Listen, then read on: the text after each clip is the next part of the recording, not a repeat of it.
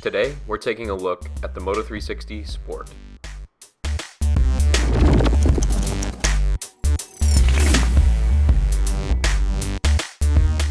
The thing to know about Android Wear watches is that they're all pretty much the same at their most fundamental level.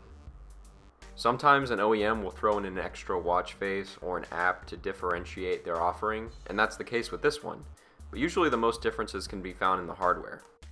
Otherwise, and this goes for the Moto 360, the experience is pretty much the same one that you've come to know and love. Flick through your apps, check your messages, check the time, and that's pretty much it. But like I said, hardware is different across different Android Wear devices. This one in particular brings a really nice silicone-like sport band, and it does a really good job of feeling really comfortable whenever you're running or exercising. There is of course the downside that this watch band isn't replaceable, but overall I was really impressed with the build quality of this watch. Another thing that makes the Moto 360 Sport stand out a little bit is the fact that it has, and it's one of only a few Android Wear watches that have this feature, it has built-in GPS, which the built-in Moto Body app takes advantage of.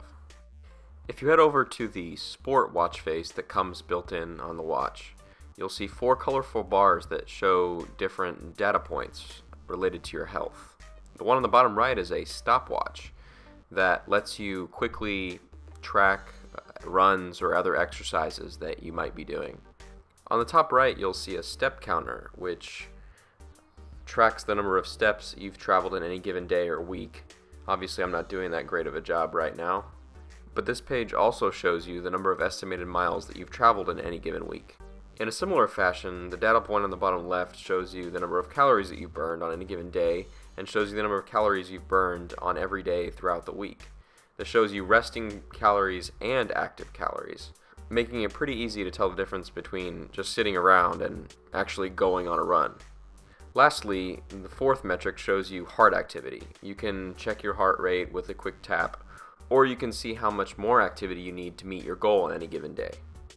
Finally, the watch face lets you click the start button to start a run real quick. You can choose indoors or outdoors, and the watch will search for a GPS signal, after which you'll be able to actually start your run, and then basically the watch will keep track of your distance, the time it takes for you to complete your run, and your pace, as well as your heart rate and various other metrics. Overall, while there are other run trackers out there that do many of these things and perhaps do them better, it's pretty impressive what Motorola accomplished with this watch considering the restraints of Android Wear. The box includes the watch, a wall adapter, and of course that Moto 360 dock that we're all familiar with. If you're not familiar with it, it's a nice Qi charging dock that's definitely the best charging solution that Android Wear has to offer. And you can't forget that after you dock your watch, it turns into a really nice nightstand. Overall though, I can't find much to complain about here. You can't switch out bands, and it has the infamous flat tire, but it has a decent price, built-in GPS, and what the company calls its AnyLight display, which allows the LCD to be as readable as possible depending on the light conditions around you. Battery life is great, and like any other Moto 360, the Qi charger is great too. It's not for everyone, but it's great for anyone who wants the benefits of both Android Wear and a good fitness tracker. This is Stephen Hall with 9to5 Google, and I'll see you next time.